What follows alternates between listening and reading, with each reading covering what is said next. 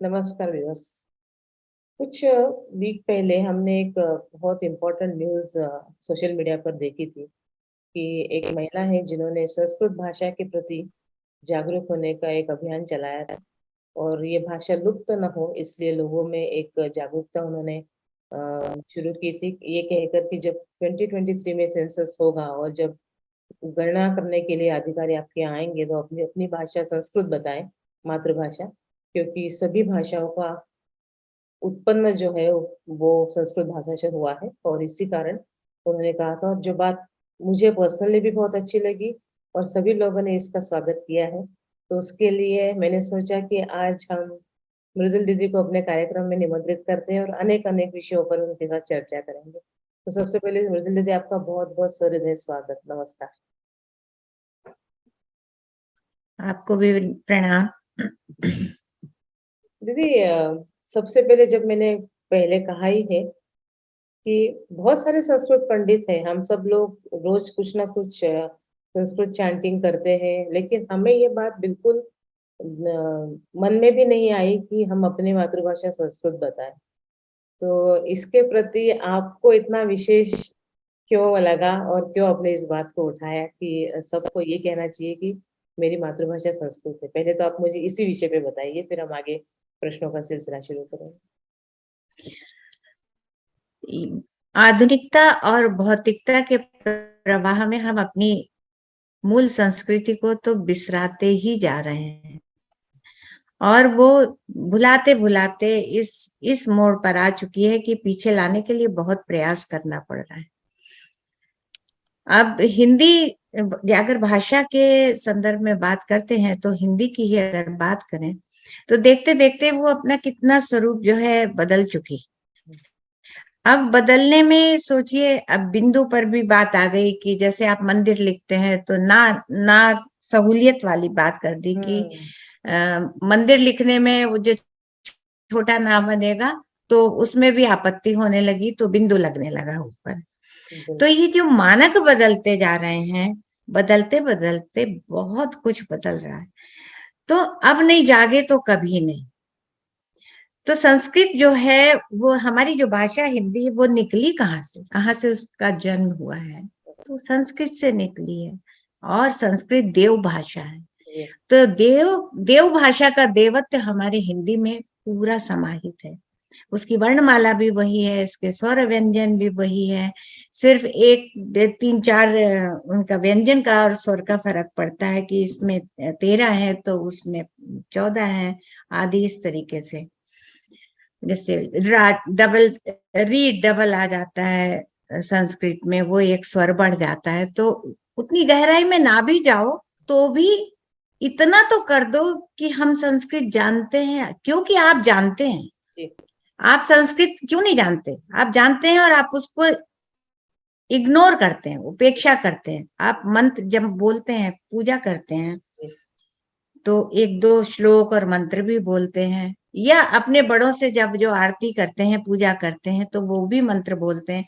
तो वो उसके संस्कार, उसका अस्तित्व ध्वनि तो है और आपके अंदर भी है।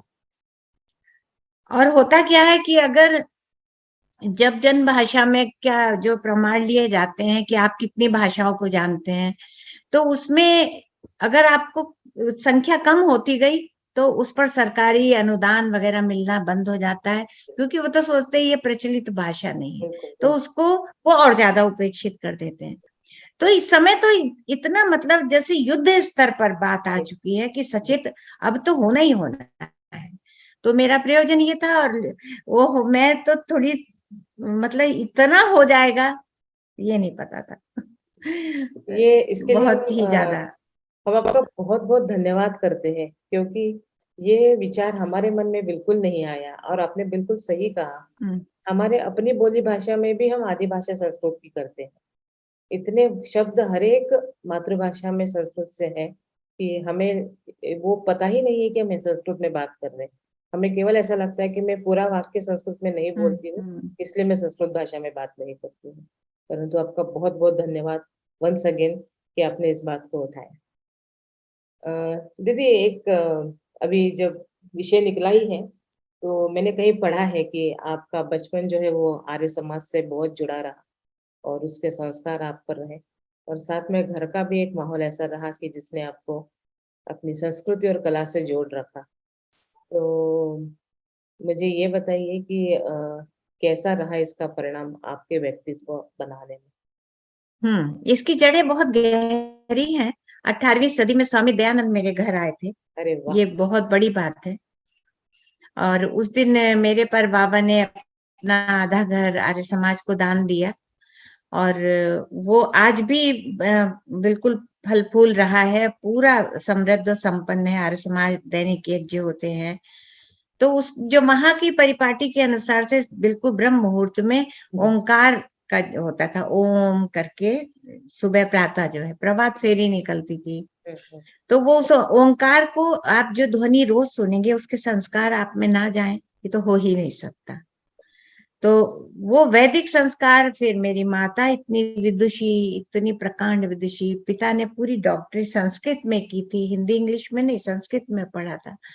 और फिर उससे भी प्रबल जो था, मेरा भव प्रत्यय था, अर्थात मेरे पूर्व जन्म का भी कुछ संस्कार इसमें समाहित था कि इतना गृहस्थी और सबका कर्तव्यों का संवहन करने के बाद कुछ अंदर कुछ वो होती थी, सृजन की ऊर्जा छटपटाया करती थी कि मुझे कुछ करना है। हुँ, तो सब मिला के परिवेश की बात और मतलब बहुत ही विरोधी परिवेश था हुँ, हुँ। साहित्य के दृष्टि से।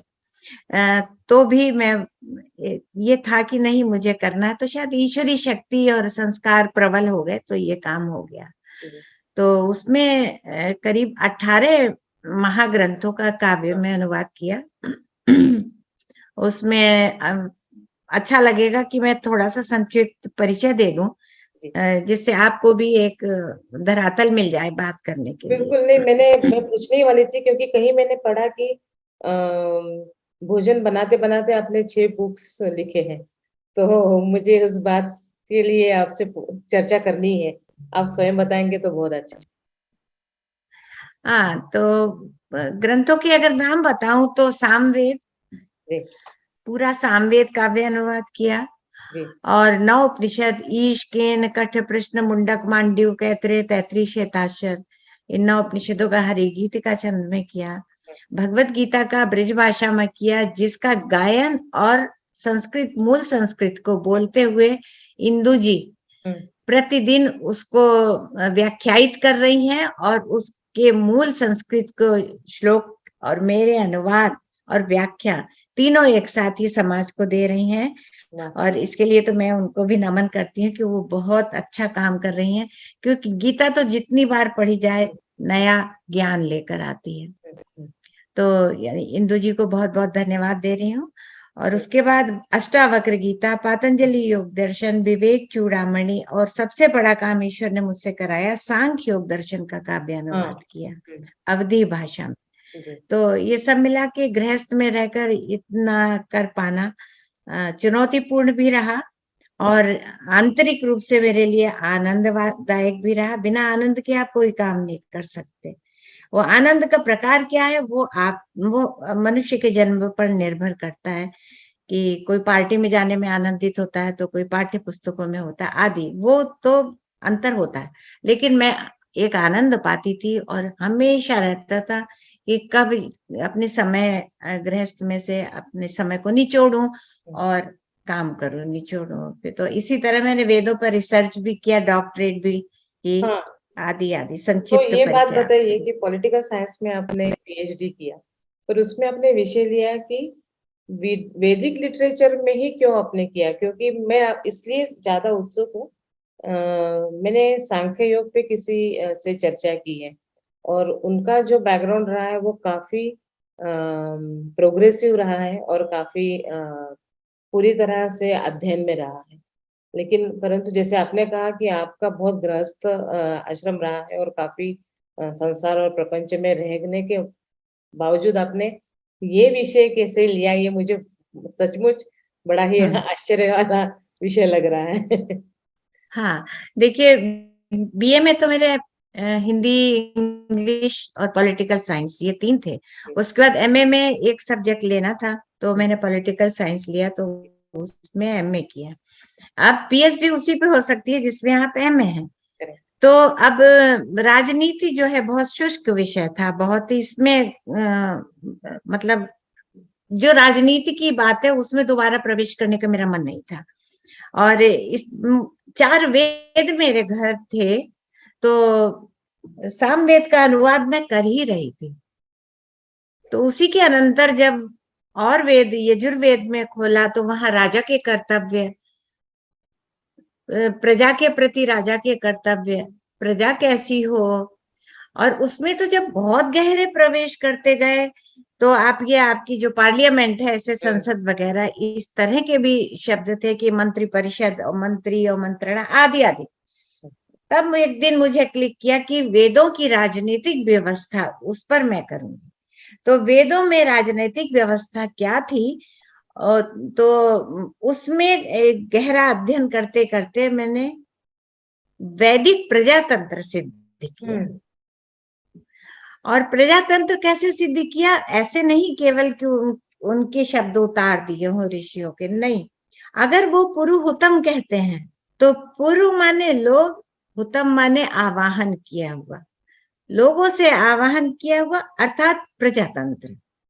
पुरु प्रियम, लोगों का प्रिय, अर्थात जो प्रिय है और जिसका आवाहन किया वो राजा है। तो फिर उसके कर्तव्य आदि सब कुछ बहुत गहरा विवेचन वेदों में क्या नहीं है, एक बार प्रवेश करके तो देखिए, कुछ और पढ़ने की आवश्यकता ही नहीं है। क्या लिखे गए ऋषि, लिखे कहाँ गए? पहले तो वेद जो है वद धातु से बना, वद माने बोला गया, और वद का जब वेद बना तो वेद होता है ज्ञान जो विदित हुआ। तो लिखते लिखते तो बहुत ही ओरिजिनलिटी चली गई होगी, लेकिन पहले तो हम श्रुति परंपरा के वाहक हैं। सुनकर आज भी हम श्रुति परंपरा से जो मंत्र हमने बोले, हमारे बच्चे बोलने लगते हैं, या जो बात, तो श्रुति परंपरा जो श्रवण है, श्रवण तत्व जो है वो सबसे अधिक स्थायी और अक्षर होता है। इसीलिए ब्रह्म में कहते हैं, और गीता में कृष्ण भी कहते हैं, अक्षरा नाम अकार अस्मि, अक्षरों में मैं आकार हूं और मैं अक्षर हूं। अर्थात जो भी हम बोला जाता है वो अक्षय है। आप हम जो वार्ता कर रहे हैं ये भी सदा के लिए रिकॉर्ड हो रही है ब्रह्मांड में। आपकी इसमें तो है, लेकिन ब्रह्मांड में भी है। तो वो हम जो श्रुति परंपरा जो थी हमारी, वो सुन सुनकर 1 से 2 में ऐसे करके आती गई, फिर उसके बाद वो लिखित हुए। तो आज हम पर जो आया है वो एक बहुत लंबी यात्रा है उसकी, बहुत लंबी परंपरा है। और जैसे कहा आपने, ब्रह्मवादिनी है जो श्रुति से आई है, जिसका पहले कहीं डॉक्यूमेंटेशन नहीं था। ये हमने सुन कर ही इसको पढ़ा है, और बाद में फिर इसका जो भी है, क्योंकि वेदों को श्रुति भी बोलते हैं ना, श्रुति भी बोलते हैं। बिल्कुल बिल्कुल बिल्कुल। वद और श्रुति दोगे। हाँ जी, हाँ हाँ, नहीं तो बस आप बता ही दीजिए, मैं प्रश्नों को उसको स्वरूप दे देती हूँ और कुछ नहीं। कि क्या हर एक व्यक्ति को वेद पढ़ना चाहिए और उसका क्या महत्व है हमारे जीवन में? देखिए, वेद को अगर हम सारे ज्ञान को अगर हम एक शब्द में कहें तो उसका ज्ञान ही यह है कि मनोर्भव एक अच्छा मनुष्य कैसे बन सकता है। वैसे तो हम मनुष्य हैं, 2 हाथ पैर आंख नाक कान सब है, तो हम मनुष्य की श्रेणी में आते हैं। जी। लेकिन ये जैवीय संरचना जो है वो मनुष्य की नहीं होती। जो उसकी बुद्धिमत्ता है, जो उसका ज्ञान है, जो उसका दृष्टिकोण है, जो वो मनुष्य बनाता है। और जब ये ज्ञान हो जाता है तो अंदर से चरित्र का निर्माण होता है। तो वो निर्माण जो है वो वेद करता है। तो वो चारित्रिक दृढ़ता जो है वो हर व्यक्ति को अंदर से सम्राट बना देती है। वो फिर गरीब नहीं रहता, क्योंकि जिसमें सत्य की संपदा है, वेद क्या सिखाता है? सत्यवद। जिसमें सत्य की संपदा है वो कहाँ किससे टूटेगा, कहाँ किससे हारेगा। तो कोई भी गुण, चारित्रिक गुण जो भी है कि चोरी ना करो, सत्यम वद, और ईश्वरी सत्ता हर जगह देखो, तो जब वो सब जगह प्राणियों में देखने लगेगा आत्मा को, तो वो कहाँ किसी से द्वेष कर सकता है। दीदी, आपने कहा कि वेद हमें एक उत्तम पुरुष बनाते हैं, व्यक्तिमत्व हमारा निर्माण करते हैं। और गीता में भी स्पष्ट रूप से कहा है कि ईश्वर सर्वभूतानां, तो हर जगह ईश्वर को देखो। परंतु हम रोजमर्रा के जीवन में इतने कंपटीशन में गड़ जाते हैं कि हमारे अंदर बहुत ईर्ष्या का निर्माण हो जाता है, और जिससे है हम इतने भटक जाते हैं कि हम एक दूसरे से घृणा करने लगते हैं। छोटी छोटी बात को लेके हम एक बवाल मचा देते हैं। वो सहिष्णुता हमें रही नहीं, वो आत्मीयता हमें रही नहीं। तो इस भाव को कैसे जागरूक करें कि जो मुझ में है वो तुझ में। देखिए, ईश्वर ने जो भी बनाया है कुछ भी व्यर्थ नहीं है। जो भी भाव बनाए हैं वो भी व्यर्थ नहीं है। हमें उसका उपयोग करना नहीं आता है। जैसे सब गिनाते हैं कि ये विकार है, काम, क्रोध, मद, लोभ, मोह, मद, मत्सर। षड मत्सर रिपु अर्थात कहते हैं। ईर्ष्या। जी। ठीक है। हम्म, आप अगर गहराई से सोचें तो ये सब बुराई नहीं है, ये हमारी शक्ति है। हम्म, कैसे? हम्म, अगर इसको अच्छे लक्ष्य में लगा दो। अच्छा। ईर्ष्या करिए, हम्म, ईर्ष्या एक ऊर्जा है, हम्म, लेकिन किससे करिए? उच्च स्तर से करिए। वो क्लास में फर्स्ट आया, मैं भी आऊंगा। उसने अवार्ड लिया, उसने गेम में इतना किया अंतरराष्ट्रीय, मैं भी जाऊंगा। तो ईर्ष्या ऊर्जा है, बुराई नहीं है। मीरा, ईर्ष्या करना है भक्ति में तो मैं मीरा बनूंगी। ईर्ष्या करिए मीरा से, आपको शक्ति मिलेगी। क्रोध, क्रोध बुरा नहीं है, क्रोध शक्ति है स्वयं को बचाने के लिए। वेदों में जब आप यज्ञ करते हैं तो कहते हैं ओजोसी ओजो मई दे, बलमसी बलम मई दे, वीरे मसी वीर मई दे, और एक कहते हैं मन्यु रसी मन्यु मई दे। हाँ हाँ। तो मन्यु अर्थात क्रोध। क्रोध। हमने क्रोध मांगा है ईश्वर से हम्म, कि हे ईश्वर मन्यु रसी, हमें क्रोध दो। क्यों? और कौन सा क्रोध? सात्विक क्रोध। जब हमारा सत्य कुचला जाए तो हमें स्वयं को बचाने की शक्ति होनी चाहिए। तो काम, क्रोध, मद, लोभ, मोह, ये सब जो है हमारी शक्तियां हैं, लेकिन हम इसको व्यर्थ में प्रयुक्त करते हैं, इसलिए विकार बन गए।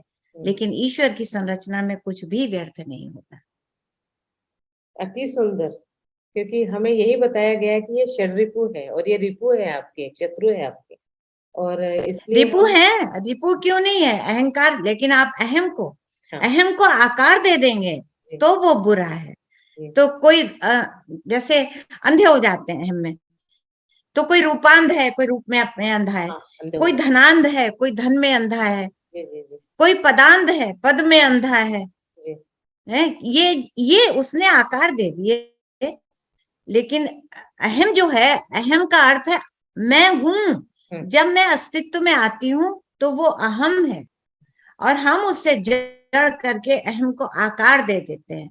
आकार देने की आपकी हस्ती कहाँ है? आप समझते रहिए, आप रूप में 2 मिनट में गायब हो जाओगे। आप समझते रहिए, तो आपने दिया आप ही भोगोगे। लेकिन अहम का अर्थ होता है, जब आप सांख्य योग दर्शन की जब मैंने काव्य अनुवाद किया था तो इन तत्वों का गहरे से विवेचन करके जब निकली हूं, तो प्रकृति जब स्वयं को अप्रत्यक्ष रूप के बाद प्रत्यक्ष रूप में प्रकट करती है तो सबसे पहले महता, महत अर्थात बुद्धि, बुद्धि अर्थात प्रत्यय, प्रत्यय अर्थात वो शक्ति जिससे प्रतीत होता है। बुद्धि ना हो तो कुछ प्रतीत होगा? आंख भी रहेगी, सब कुछ रहेगा, देखेगी आंख, लेकिन प्रतीत करने की शक्ति जो बुद्धि देती है। तो सबसे पहले बुद्धि आती है, फिर अहम आता है, अहंकार। अहंकार अब जो है बुद्धि आते ही वो प्रकृति कहती है अब तुम अस्तित्व में आ गए, अर्थात ज्ञान का केंद्र तुम्हें विज्ञ होने का, कि अगर तुम्हें महत बुद्धि आ गई तो उसके बाद अब तुम मेरी सृष्टि को समझ सकोगे। तो बुद्धि ना देता, सब कुछ दे देता तो बेकार था ना। तो फिर हम व्यक्ति नहीं होते, मनुष्य होते ही क्या? नहीं, फिर हम तो जानवर ही होते तो हैं। पदार्थ हो जाते हैं हम तो अहम जो है वो, अहम का अर्थ होता है जो शुद्ध अहम है, वो बुरा नहीं है, वो हमारे अस्तित्व का द्योतक है। लेकिन वो जब आप देखिए कि आ, हा और ऊपर शून्य, जी। अगर इसके दार्शनिक विश्लेषण पर जाइए तो हा कहता है अस्तित्व हूं, मैं कहता है ना मैं जाता हूं, मैं खाता हूं। ये हूं का अर्थ है अपने एग्जिस्टेंस को बताता हूं। लेकिन आप हैं क्या? आ माने नहीं। आप क्या हैं? ऊपर का शून्य है। तो अहम का अर्थ ये है, आप उसको आकार देते हैं। समझ लीजिए, बड़े धनान दो, कुछ काम नहीं आता। धन धन धन धन करत करत ही निधन एक दिन होए, आली रिमोहे बहुत ही अचरज होए। तो बिल्कुल। ये कोई भी चीज ईश्वर की बनाई हुई, प्रकृति की कोई चीज बुरी, मतलब ये त्याज्य नहीं है। त्याज्य और नहीं। जो अनिवार्य है वही ईश्वर ने बनाया, और अनिवार्य का निवारण कभी हो ही नहीं सकता। सर्वज्ञ के विधान में जो होता है वो अनिवार्य होता है। तो क्रोध भी, ये काम, क्रोध मद मोह मत मत्सर, ये हमारी शक्ति है। अगर इसको आप सत्य को बचाने के लिए प्रयुक्त करते हैं तो, और व्यर्थ में अपने अहम को प्रकट करने के लिए जो क्रोध करते हैं और अनर्गल शब्दों का प्रयोग करते हैं, वो आपकी तलछटी में जमे हुए विकार हैं, जिनको आप शब्दों के माध्यम से निकालते हैं और अपने अहम को संतुष्ट करते हैं कि मैं कुछ हूं। देखो, तुम ये हो कि तुम्हारे जो शब्द निकले तुम वही हो, तुम्हारा परिचय तुम्हारे शब्द है। बहुत सुंदर दीदी, बहुत सुनने का मन कर रहा है। और ये इसमें से मैंने एक संदेश ऐसा लिया है कि अ, हम इसका करो कि मैं एग्जिस्ट करती हूँ और मैं ईश्वर का अंश हूँ, और इस बात का गर्व में कोई बुराई नहीं है। परंतु जब ये किसी और माया रूप से इसको अंधत्व आ जाता है तो फिर ये हानिकारक है, ना केवल मेरे लिए, समाज के लिए भी। अ, दीदी, आपने अभी शुरू में कहा कि काफी काव्यों का आपने अनुवाद किया है, और संख्या तो एक बात हुई, परंतु जो ग्रंथ आपने अभी गिनवाए वो सचमुच हमारी धरोहर है और बहुत उत्तम है। कोई ऐसा अनुभव रहा कि जिसमें बहुत कठिनाई आई हो अनुवाद करते समय? देखिए, ये वो क्षेत्र था कि हम्म। ना तो कोई इसमें सहायक हो सकता है, ना कोई हाँ। बाधक हो सकता है। हाँ। ये मेरे अंतर मन का और अंतर्बोध की यात्रा थी। इसमें बाहर वाला कोई कुछ नहीं कर सकता, ना मैंने किसी की सहायता ली। हाँ, अच्छा। लेकिन हाँ, कई बार ये आश्चर्य होता था कि मैं ब्रजभाषा, मैं तो जानती भी नहीं ब्रजभाषा, हाँ। कोई परिचय मेरा नहीं था। और मैंने, तो मुझे हमेशा एक संशय रहता था।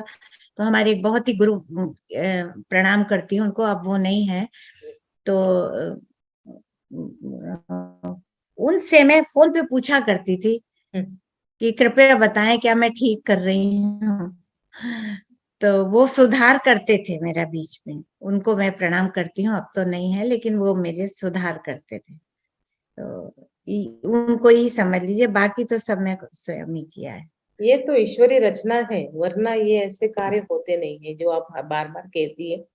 ये सामान्य व्यक्ति नहीं कर सकता है। हम्म। उन्होंने आपका चयन किया था इस कार्य को करने के लिए, और प्रेरणा भी दी, शक्ति भी दी, और बुद्धि भी दी, और समय भी दी। दीदी, आजकल ना बहुत चर्चाएं हो रही है, और मैं भी उस विषय के लिए आपका एक व्यू पॉइंट जानना चाहती हूँ कि आपने वेदों का पठन किया है, शास्त्रों का पठन किया है, भगवत गीता का पठन किया है, उपनिषदों का किया है, तो यही सब हिंदुत्व है। तो आपकी परिभाषा में हिंदुत्व क्या है? हिंदुत्व एक आध्यात्मिक जीवन शैली है। जो कुछ अब जो बाहर आप देख रहे हैं वो हिंदुत्व, हिंदुत्व का अर्थ कोई हिंदू शब्द संकीर्णता में लिया जाता है। जी। जी। हमारा जो पूरी भारतीयता है वो आध्यात्मिक और अंतर्बोध की शैली है। हम्म।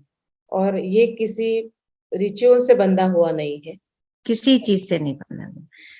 फिर प्रकृति, ईश्वर, एक एक जो जो हमारी संस्कृति है उसमें आप देखिए इतने उदात्त विचार हैं। और दूसरे, आप अगर हमारे ग्रंथों को लेते हैं तो विश्व के किसी भी ग्रंथ को लीजिए, क्या किसी में प्रश्नोत्तर है? हम्म। हमारे तो सीधे ऋषियों से गुरु बैठ के सीधे, अर्जुन साफ कह रहे हैं, वासुदेव फिर से बोलो, मुझे समझ में नहीं आया है। तो आप कभी तो ज्ञान योग कहते, कभी कर्म योग कहते, कभी हाँ। भक्ति योग कहते, मुझे समझ में नहीं आया। तो संन्यासम कर्मणाम कृष्णा पुनर्योगम च संशयी अच्छो अच्छे एतियोरेकम तन्मे ब्रूहि सुनिश्चितम। निश्चित होकर एक बात बोलो, हाँ। ऐसा कोई ग्रंथ कह सकता है? तो हमारे उपनिषद जाइए, उपनिषद तो पूरा गुरु शिष्य परंपरा से और प्रश्नोत्तर से भरा हुआ है। तो ये है कहीं, ये तो हमारी भारतीय संस्कृति जो उदात्त, उसका क्या क्या, उसकी कोई तुलना ही नहीं होता। सूक्ष्म शरीर की जब बात करते हैं दीदी, तो मन, बुद्धि, चित्त और अहंकार, अहंकार को एक अलग स्थान दिया गया है। तो क्या इसका कोई उपाय नहीं है? अभी अहम का तो मैंने आपको विश्लेषण करके बताया। जी। और ये जो है हमारे सूक्ष्म शरीर के अंग हैं, मन, बुद्धि, चित्त और अहंकार। और ये स्थूल शरीर के बाहर जो 5 तत्व होते हैं, पृथ्वी, अग्नि, जल, वायु, आकाश, और इनकी 5 तन्मात्राएं होती हैं, वो सब जाते हैं, रूप, रस, गंध, स्पर्श, ध्वनि। और ये उससे जब पीछे जाइए तो जो हमारा सूक्ष्म शरीर है, उसकी ये 4 अंग हैं, मन, बुद्धि, चित्त और अहंकार। तो ये ही एक तरह से टूल्स है जो हमसे काम कराते हैं। तो इनकी ही उसके लिए कि ये है प्रभु, ये शुद्ध रहे, इसीलिए गायत्री मंत्र को सबसे महामंत्र माना गया है। क्योंकि जब बुद्धि, क्योंकि बुद्धि के भी धी तक आते आते जो है बहुत सारी यात्राएं पार करनी पड़ती हैं। तो शुद्ध बुद्धि जो है ईश्वर से मांगी, इसीलिए गायत्री मंत्र को महामंत्र कहा गया। तो मन, बुद्धि, चित्त, अहंकार, जिसने इनका समीकरण कर लिया जीवन में, तो फिर तो वो जीता क्या है, एक आनंद की स्थिति में रहता है। किम प्रेषितम मनः, मन को कैसे प्रेरणा मिले कि उसको आध्यात्मिक राह पर चलना है? क्योंकि देखिए ये जो है, जब आप कठोपनिषद में आएंगे हाँ। तो वहां प्रश्न है, केने शितम पतति मना, केने शितम प्रेषितम पतति मना, केन प्राणा प्रथम प्रत्युक्ता। चैतन्य की जागृति होती है, और सर्वज्ञ की जो एक सत्ता है, उसको आत्मसात कराने के लिए, उसको ज्ञान कराने के लिए ही ऋषियों ने ये मंच का मंचन करने का मुझे अवसर मिलता है। तो मैं हमेशा कहती हूँ कि मुझे केवल ईशावास्य उपनिषद का जो एक पहला मंत्र है, वो ही मेरे जीवन की एक तरह से नाव है, और मैं उसको ही थामे हूँ। और केवल एक मंत्र को थाम के आप जीवन पार कर सकते हैं, क्योंकि 10 नाव पे बैठ के तो नाव पार नहीं की जाती ना सागर को। अगर उसको पार करना है तो एक नाव पर रहिए आप, अर्थात एक विचार पे। ऐसे गीता में कृष्ण ने अनन्य भक्ति को भी कहा है। जो एक मंत्र मैंने थामा है वो है ईशावास्य उपनिषद का, ईशावास्यमिदं सर्वम यत् किंचित जगत्याम जगत तेन त्यक्त तेन भुंजीता मागर्धा कस्य स्विद्धनम। इसमें सब आ गया, जैसे लगता है कि सब पढ़ लिया कि ईश्वर का वास अणुकण में है, ब्रह्मांड में है। ईशावास्यमिदं सर्वम यत् किंचित जगत्याम जगत, यत यहाँ तक कि किंचन से लेके पूरे ब्रह्मांड तक में वही है। अब वो खुद ही कह रहे हैं कि जो सृष्टि मैंने रची है, तेन माने उसको, त्यक तेन भुंजीता, त्याग करते हुए भोग करो। 2 विरोध है, भोग भी करो, त्याग भी करो। यहाँ देखिए पूरा अध्यात्म द्वंदात्मक है। अध्यात्म एक नहीं, अध्यात्म विरोधाभास है। अध्यात्म एक तरफ हाँ कहता है, एक तरफ ना कहता है। एक तरफ जगत रच देता है और एक तरफ कहता है जगत से निष्प्रह रहो। एक तरफ बच्चे दे देगा, एक तरफ कहेगा माया मत करो। एक तरफ धन देगा, एक तरफ कहेगा आसक्ति मत करो। एक तरफ धन छीन लेगा, तब कहेगा क्लेश मत करो। तो ये अध्यात्म जो है विरोधाभास का नाम है। तो तेन त्यक तेन भुंजीता, उसको जो मैंने सृष्टि बनाई उसको भोग करो, लेकिन कैसे करो, त्यक तेन, त्याग करते हुए। क्योंकि माँ ग्रधा, माँ माने नहीं, और ग्रधा देखिए पहले ही मंत्र में, ईशावास्य उपनिषद, जब उपनिषदों की श्रृंखला में ईशावास्य उपनिषद सबसे पहले आता है, पहले ही मंत्र में ग्रधा, गिद्ध शब्द कह दिया। ग्रधा माने गिद्ध, कि लालच नहीं, गिद्ध जो है परिचायक है लालच का। तो लालच दृष्टि को सीधे गिद्ध दृष्टि से जोड़ दिया। आप देखिए ऋषियों की वो देखिए, कटाक्ष कह दीजिए या कुछ, कि जो लालच करेगा वो गिद्ध होगा। तो माँ ग्रधा, लालच नहीं, कस्य स्विद्ध धनम, ये धन किसका है, अर्थात किसी का नहीं। तो जगत जो है वो 2 सिरों पे, एक जैसे एक दो सिरे हैं एक चीज के, तो वो एक तो है इदम मम, ये मेरा है, और इदम दूसरा मम। ये जगत को भौतिकता में जाता है, दूसरा कहता है इदन्नमम, ये मेरा नहीं है। असंगावस्था, असंगावस्था का ये नहीं है कि मैं परिवार में लोगों के संग नहीं हूं। हम्म, असंगा अवस्था का अर्थ है मैं किसी वृत्ति के साथ नहीं। तो ये हर जगह अध्यात्म में आप देखिए विरोधाभास है कि पानी में रहो भीगो नहीं, ऐसा है, पानी में रहो कि तो भीगो नहीं। हाँ, तो गीता में यहाँ कहा है ना मैं कि कमल के पत्र के जी तरह रहिए, उसके ऊपर पानी रहता भी जी नहीं है, गिरता है परंतु जी रहता नहीं है, तो उस तरह से रहिए। दीदी, एक अंत में एक प्रश्न बहुत मन को सताता है कहूंगी, या पूछने हम्म का मन है। पूर्णमदम पूर्णमिदम, हम्म परंतु फिर भी हमें वो पूर्णत्व की अनुभूति क्यों नहीं होती? देखिए, सारूप्यता और सायुज्यता दो शब्द हैं अध्यात्म में। आप हैं तो लोहे के और पानी के साथ घुलना चाहते हैं। आपको पानी के साथ घुलने के लिए पानी उसकी ही गुणधर्मिता में आना पड़ेगा। आप नहीं घुल रहे, वो तो वो जिस स्वरूप का है उस स्वरूप में आपको आना पड़ेगा। तो वो सारूप्यता होती है। और फिर बात को दूसरी स्थिति होती है सायुज्यता। तब वो सायुज्य माने सब एक से अणु मिलता चला जाता है। तो वो पहले सारूप्य तो हुई है। और पूर्णमदा की वो बात है, अभी मेरी 2 दिन पहले एक बहुत अच्छा जूम था, तो उसमें भी पूर्णमदा की बात आई थी। तो वही मैं यहाँ पर दोहराऊंगी, क्योंकि ये नहीं हो सकता कि ईश्वर के लिए आप किसी जूम पर एक बात कहेंगे, दूसरी पे दूसरी कहेंगे, क्योंकि सूर्य तो पूरब में ही निकलता है। सदा आपको शाश्वत सत्य तो एक ही बोलना पड़ेगा। तो वहां भी पूर्णमदा की बात हुई थी, तो मैंने यही बताया था कि हमारे कठोपनिषद में अगर आप जाइए तो यम और नचिकेता के संवाद के संदर्भ में जब यम नचिकेता को समझाते हैं ब्रह्म के स्वरूप के रूप लिए, तो वो कहते हैं कि वो अणु अणियाम है, लेकिन वो अणु अणियाम भी जो है महती महियाम है। और कौन सा अणु है कि एक अणु इतना तोड़ो कि उसके और टुकड़े करना संभव ना हो, वो उतना अणियाम है, लेकिन वो उतना ही महियाम है। और जो टुकड़ा जो टूटा नहीं जा सकता आगे, वो केंद्र बिंदु है ब्रह्म का।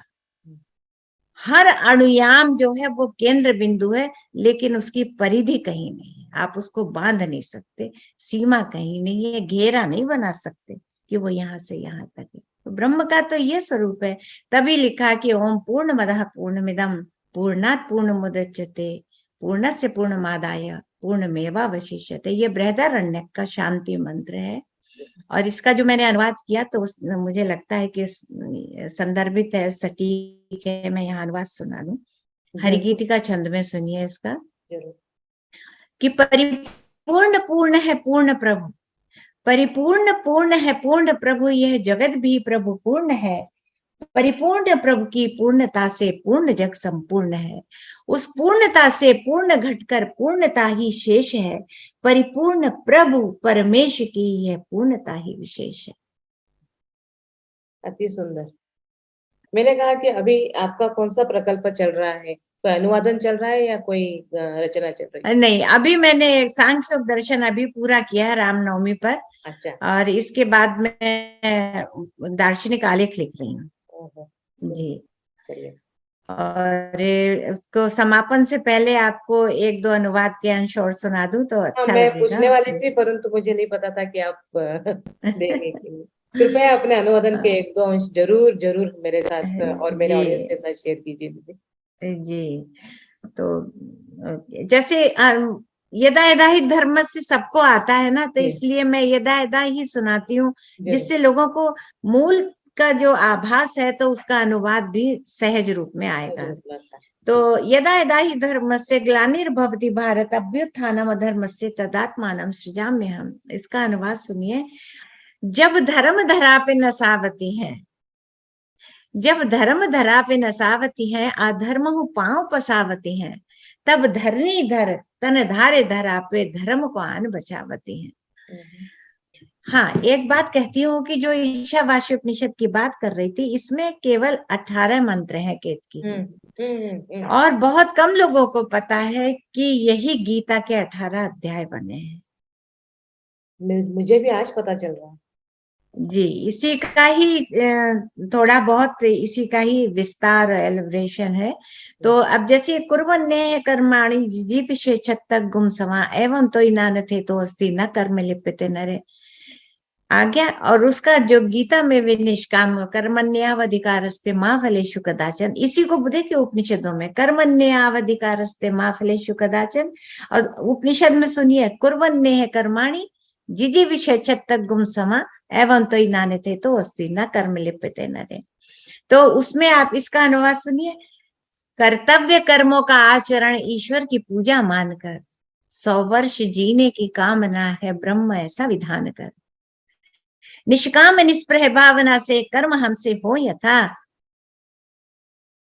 कर्म बंधन मुक्ति का कोई अन्य मग नहीं अन्यथा।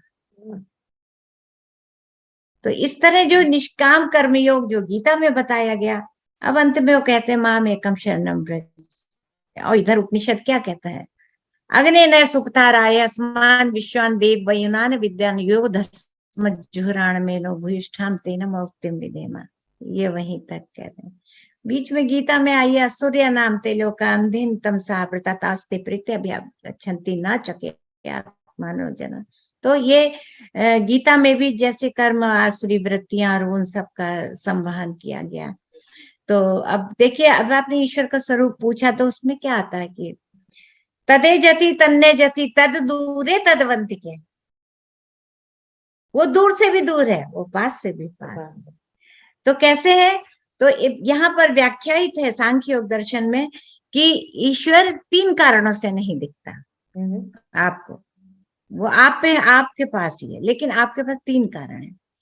कोई चीज बहुत दूर होती है तो नहीं दिखती क्योंकि आपकी दृष्टि की क्षमता उतनी नहीं, चीज है, वस्तु है, लेकिन आपकी दृष्टि की सीमा है, तो वो क्षमता नहीं। और यह बहुत पास होती है तो चिराग तले अंधेरा होता है तो भी आपको नहीं दिखती। आप अक्सर जो चीज आपको उपलब्ध होती है उसकी आप वैल्यू नहीं करते, ये स्वभाव है। और तीसरा कारण है कि अति सूक्ष्म हो। ईश्वर में ये तीनों गुण हैं, वो दूर भी है, वो पास भी है, अति सूक्ष्म भी है, इसलिए आपको नहीं दिखता। तो तदे जति तन्ने जति तद दूरे तदवंतिके। कृष्ण भगवान ने भी कहा है कि तुम्हें मुझे देखने के लिए ज्ञान चक्षु की आवश्यकता है, ज्ञान चक्षु चाहिए, आपको इस चक्षु से मैं नहीं दिखाई दूं। जी। ये तो हाँ, दूसरी है कि मैं ये बताना चाहूंगी जिससे लोगों को पता चले कि मैंने पतंजलि योग दर्शन का काव्य में अनुवाद किया है, और जो मतलब आज के युग के लिए एक बहुत महत्वपूर्ण कृति बन पड़ी है, क्योंकि सांख्य योग वो पतंजलि योग में मानती है सब जागरण हुआ है, बहुत जागृति है, अंतः जागृति हुई, लेकिन अभी उसके मर्म को नहीं जाना। क्योंकि वो केवल अधिकतर तो अधिकांश लोग इसको व्यायाम से संबंधित बिल्कुल बिल्कुल शारीरिक व्यायाम से पतंजलि योग को लोग जोड़ते हैं। हाँ, तो लेकिन ये जी, तो वो पहले शरीर को पुष्ट करें, क्योंकि जो रोगी काया होगी वो योग कहाँ कर सकेगा। तो पहले जो है ऋषियों ने शरीर को पुष्ट किया, क्योंकि आधार तो बनाइए, जो कुछ होता है आत्मा भी शरीर में ही आकर रही है ना। तो शरीर माध्यम खलु धर्म साधनम, शरीर जो है त्याग करने योग नहीं है, इसका बहुत संवार के रखने की चीज है, आवश्यक है। तो इसको स्वस्थ रखने की प्रक्रिया में जो उन्होंने यम नियम बताए, तो वो सब आसन प्राणायाम, यहाँ तक तो शरीर का काम है। प्रत्याहार से अंतर यात्रा शुरू हो जाती है कि आप इंद्रियों को बाहर से समेट के अंदर लाइए, फिर समेट के ले आए तो आपकी जगत के प्रति जो प्रवृत्ति, धारणा आपकी क्या है जो जगत के प्रति है, उसको एकाग्र करके आत्म तत्व में लगाइए। धारणा जब दृढ़ होती तो वो ध्यान बन जाता है। ध्यान अर्थात एक ही विषय रह जाएगा। ध्यान का अर्थ है जब आपका विषय एक रह जाए, और जब वो पुष्ट होता है तो समाधिष्ट हो जाता है। समाधिष्ट का अर्थ है सतरजतम तीनों साम्य अवस्था में आ गए, अब कंपन खत्म हो गया, अब वो जो सी की होता है, इधर रजस प्रवृत्त हो गया, उधर तमस प्रवृत्त हो गया, वो सब संतुलन में आ जाते हैं, तो वो समाधिष्ट अवस्था हो जाती है।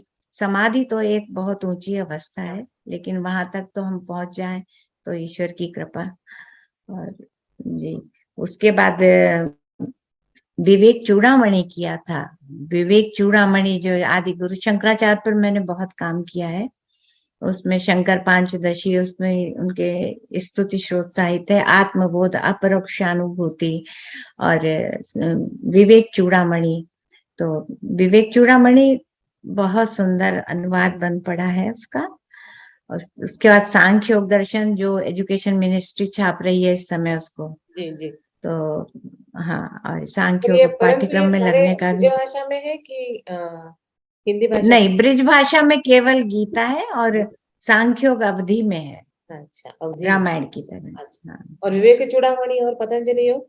ये पतंजलि योग भी अवधि में है, रामायण की तरह, और अच्छा। विवेक चूड़ामणि भी रामायण की तरह है।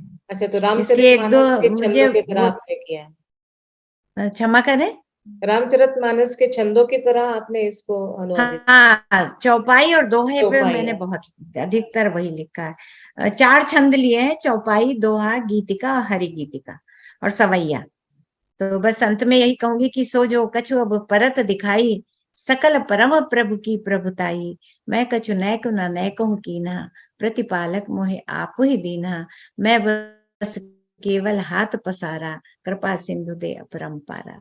तो इन्हीं शब्दों के साथ आपको प्रणाम, बहुत बहुत धन्यवाद आपके और समय के लिए। बहुत बहुत और धन्यवाद। चर्चा और भी करना चाहते हैं, परंतु समय की समाप्ति के साथ साथ हम इसको यहीं पे शेष करेंगे।